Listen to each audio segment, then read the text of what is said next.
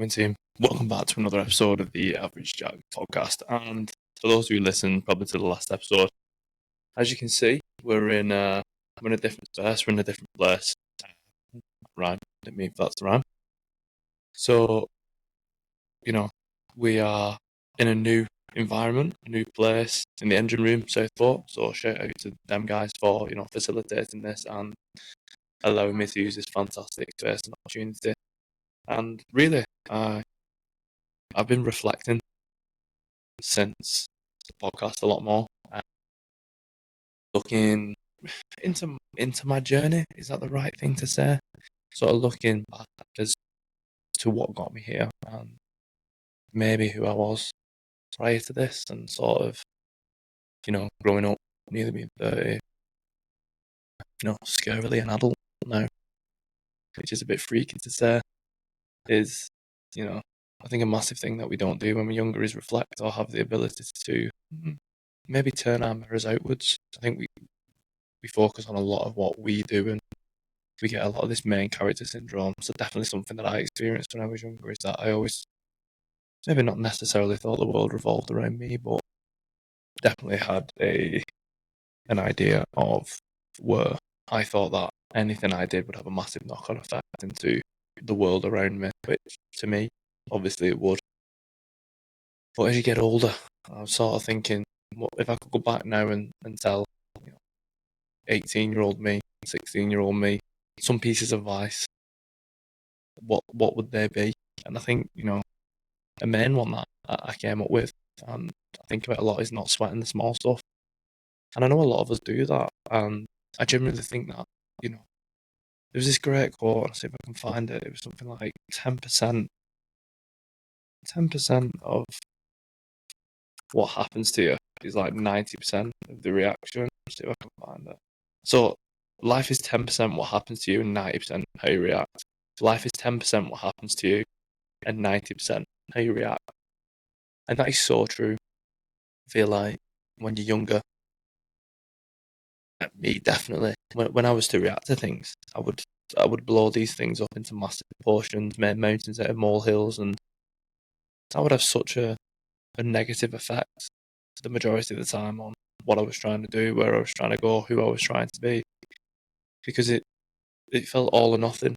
One tiny mistake would be blown up into a catastrophe and negate any forward success that I thought I could possibly have and where I could possibly go. Like if I fucked up once, I think, oh, that's it now. This is a mess. There's no point. There's no point continuing. When in reality, that's such a narrow-minded way of looking at things. And I think the podcast has taught me that, is that, we may be 45 episodes in, but what, 35, 36 of them have been with guests. I've reached out to over 100 people to on this podcast, and the first time that I got ignored or the first time that I got rejected, if I'd have, reacted to that massively and seen it as this catastrophe, I'd have probably stopped. But I think looking back, and younger me would have definitely given up. And I think resilience is a massive thing, and I think resilience gets thrown around with an incorrect, maybe not an incorrect terminology, but I think it gets portrayed in this way that is all or nothing. It's, to the very end, the bitter end, burn the boats. And in fact, it's not always that cut and dry. I think, you can be resilient with things and not have to exert yourself within an inch of everything you give. I think, you can adapt and you can overlook things and you can reflect. And yeah, I think I'm waffling, but obviously it's a podcast, so this is what you get for listening to it. We definitely don't sweat the small stuff, and reactions shouldn't be as massive as they are. I seen something the other day, it was like, you spill a coffee, onto your carpet and it makes a stain, and you can really blow up that, it can really piss you off, it can really ruin your day. Or you can just be like, oh, shit happens. Whoops.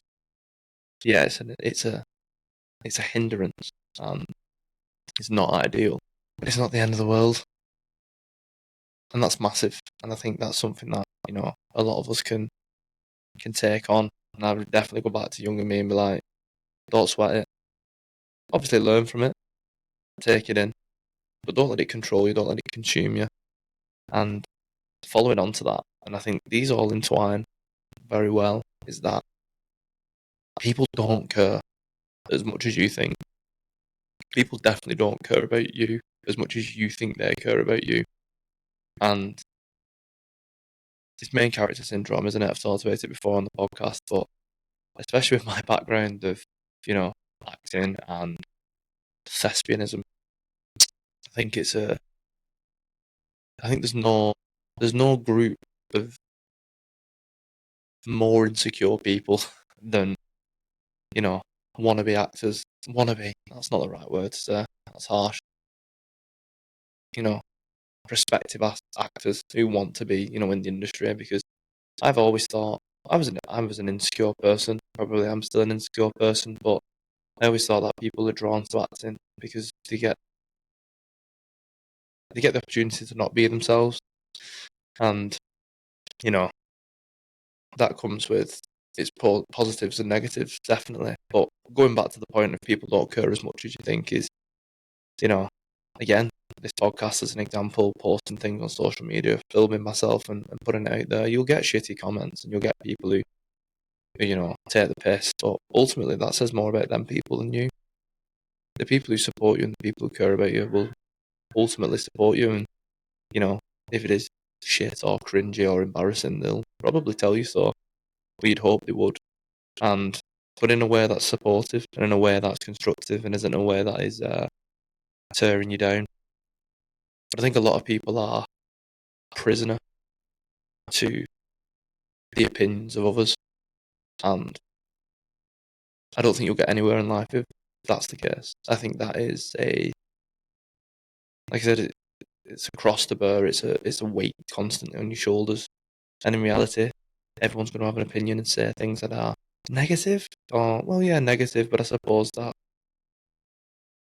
there's a great expression: opinions like arseholes. Everyone's got one. So take what you will from them. You know, if something's said enough, if something's said over and over and over again about one specific thing, like if someone came to me and was like, "Oh well, the camera's shit on that podcast. It looks like it's filmed on a potato," and then someone else did it, and then someone else did it, and then someone else did it. That's when you've got to reevaluate them things and look into it and be like, maybe they have a point. Maybe there is something there that does need improving.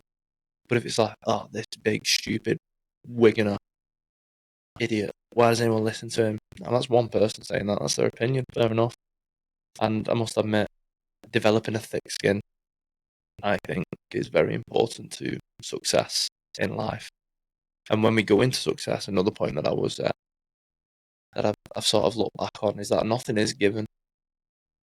Maybe younger me was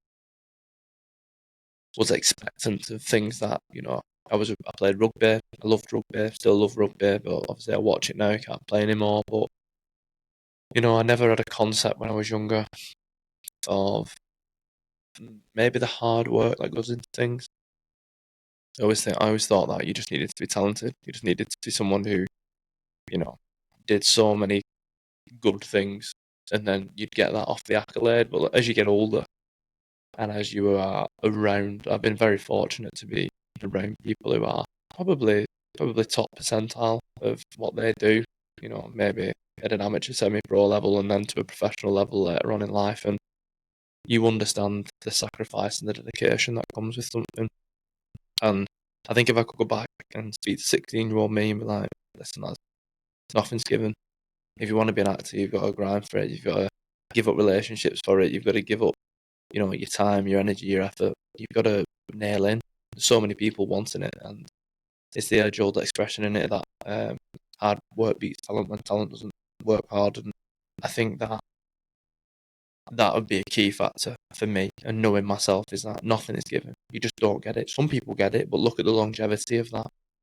You know, of them people that are just given something on a pedestal and then don't lock in for, you know, whatever area that is and what they want to do, is that they ultimately probably fade out as fast as they came in. You get your 10 minutes of fame, or, you know, you make a little bit of money, but ultimately it goes.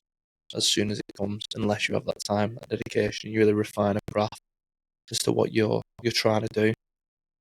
But and I think as well with the journey that if you apply yourself to it and you love it and you're passionate about it, like I am with this, is that, you know, all them things that you're after, happiness, success, they all become an extension of that hard work. You know, I think if people are doing things for the wrong reasons or in it for just momentary gain or power or materialistic things, is that then you see them people aren't particularly happy or fulfilled in what they do. But again, going back, this whole podcast is probably me talking about what I would tell my 16, 18-year-old self is that, you know, happiness is something, it's not something you get, it's something you feel. And I think a lot of people are always striving to be happy. And happiness is a massive part of life, but I think happiness is a feeling rather than something that is tangible. Maybe I may be describing this terribly, but I feel like, you know, you're not always going to be happy, because if you are, there's probably, well, I don't think you can always be happy. I think it's an emotion. I think it's that, you know, it comes in waves. I think you have content, which is different from happiness. And you have acceptance.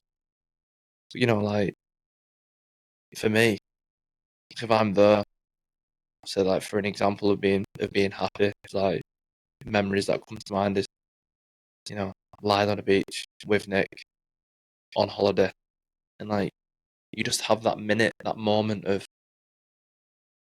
yeah, I'm happy. This is where I am. This is good. This is what I like. You know, you then reflect on what got you there. You know, oh, well, I have a good job, I have a fantastic relationship, I have this. And these are all factors of happiness. But I don't think it's like, right, once I have 1 million in the bank, or I have a business that runs itself and I make money in my sleep. Yeah, they're all brilliant things and they bring security, and, you know, but they might not bring you happiness. So I think it's about understanding what you want from life and how important certain things are to you, and chasing that fulfillment and that passion, rather than just being like, right, I want the money, I want the cars, I want the house, I want this, I want that, etc., etc. So it's it's very different.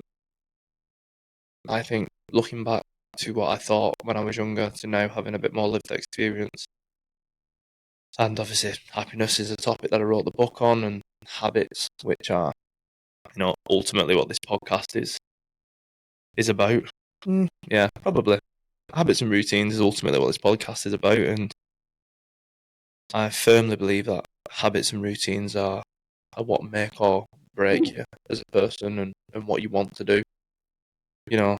And when we had Rory on, Rory McDonald, and I went to the How to Be a Man event, and we discussed about routines and, excuse me, when we discussed routines and habits and what we did, it was interesting to hear it from somebody else. I mean, you can hear it anywhere if you listen to the right places, because it is true, is that, you know, we've wired our habits and our routines into us. We've done something to make them our aeroplane mode, our natural pathway to what we do.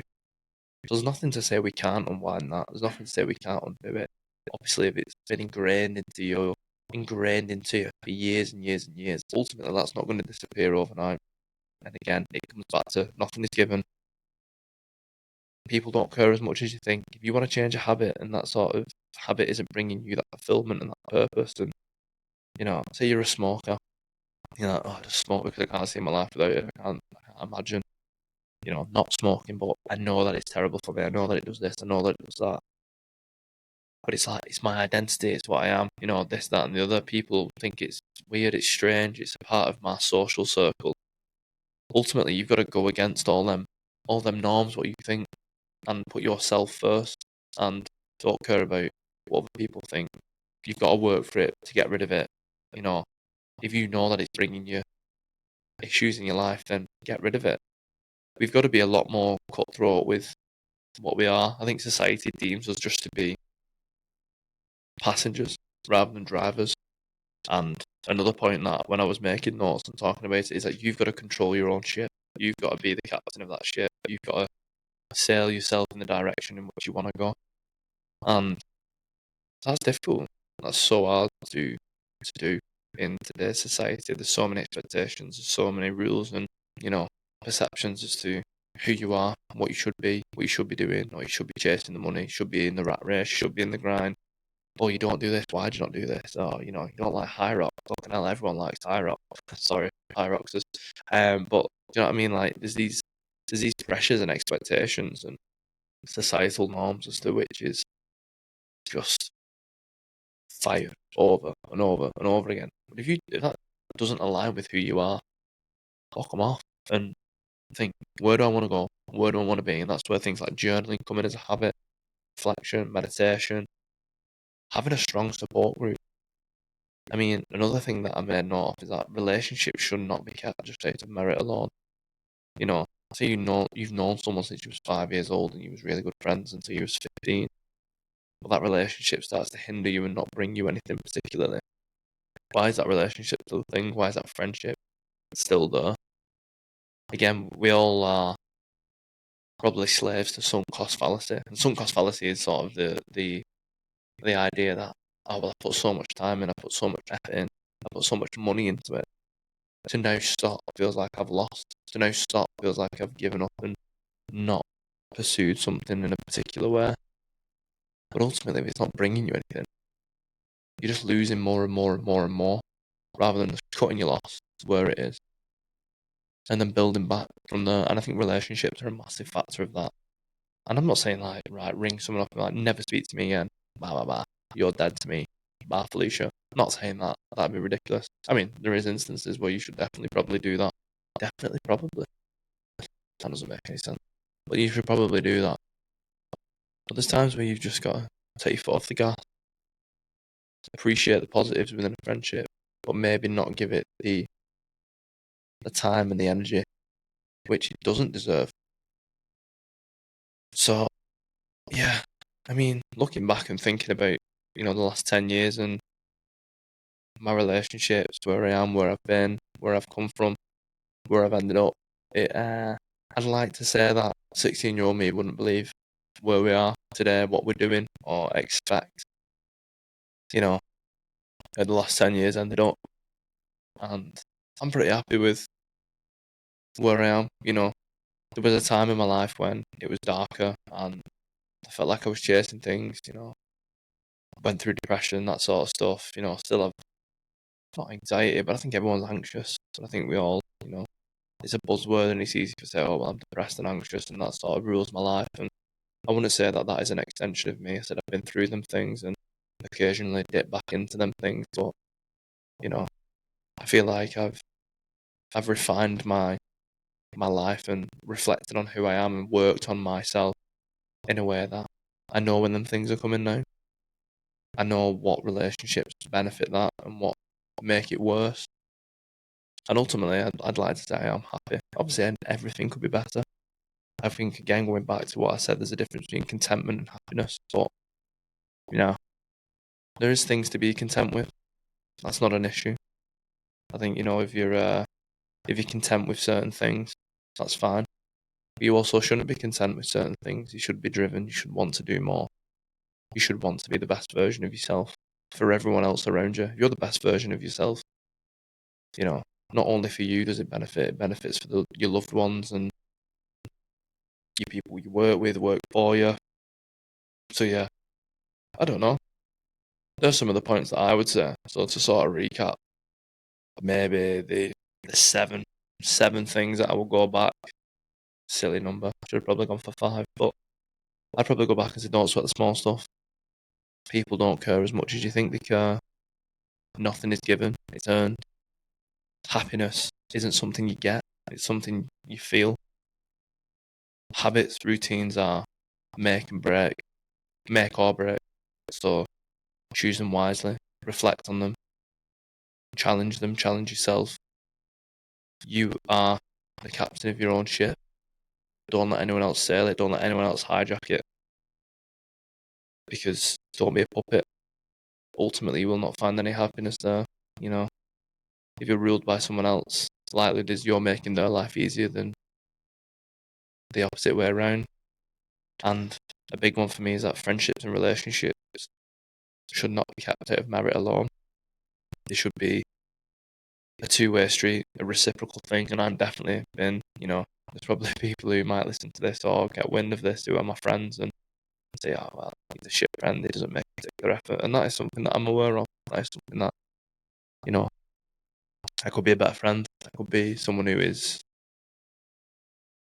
applies my time more, but ultimately life comes with sacrifice, and there's no malicious in it. Sometimes life just gets the better of you, but when you do these things and you reflect, and the podcast is very much almost a meditative thing for me. It's a time and when I do these solo ones when I can reflect on who I am and the journey I've been on, and if I can be better and what I'm doing is okay. So yeah, what do you think? Is there anything that I've missed? Is there anything that you would tell yourself 10 years ago, or wish you could tell yourself 10 years ago? Obviously, invest in Bitcoin. Everyone would say that, but some things that are for you as a person, intrinsic motivation that that you've only learned recently, or you've always known but you've never applied. Let me know in the comment. And yeah, I'll leave you to it. Thank you again to the engine room for facilitating me, letting me use the brilliant equipment. Even got I'm looking like a proper podcaster these days. Got some professional lights, mixing board, good mics. Can hear myself in the headphones, which is awful. So sorry guys, I didn't know I sounded like this. But yeah, onwards and upwards. Check out the website, www.jackmckeenan.co.uk. Check out the book, Habits, Happiness and Health. And subscribe to the podcast, subscribe to YouTube, check me out on social media, Average Jack Podcast. Share it with your friends, comment below. I love to hear from you guys. Shout out to the sponsor, Bit of a Strength. Shout out to Matt and the boys for supporting it. Head over to their website, www.bitofastrength.co.uk. Grab yourself a sick hat like this, or a sick bag, some belting, gym stuff, gym apparel, bags. And yeah, use Average Jack at checkout for 20%. So that's www.bitofastrength.co.uk and Average Jack at checkout. I'll see you for the next one. I'll see you real soon. And yeah, keep reflecting on yourself, keep working on yourself. Do what makes you happy. And ultimately, aim to create a better life. Peace.